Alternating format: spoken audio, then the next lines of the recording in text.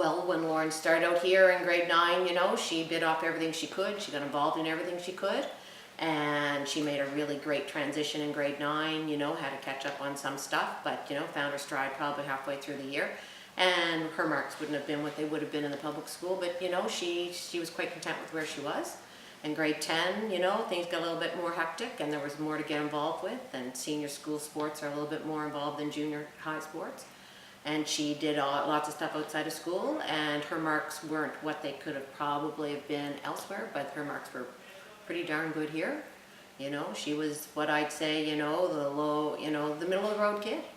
And when she graduated from here, she didn't think she had a lot going for her.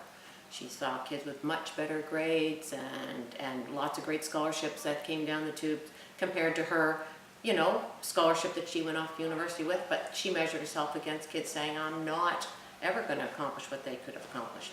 But she was wrong, because when she went to university, she found out she had tools she had no idea she had. So she found that school was easier than it had been for the previous 4 years. And so with that came confidence. So first semester, her marks came in.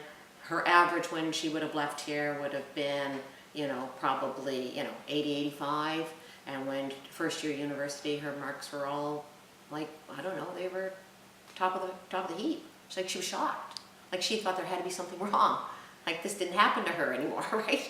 So that's first semester. And then all of a sudden, she gets a nice little note from the university saying, geez, your marks were so good first semester, here's a couple grand. And most of her peers weren't able to do that. She was tutoring kids in university in her residence in subjects she didn't even take in university.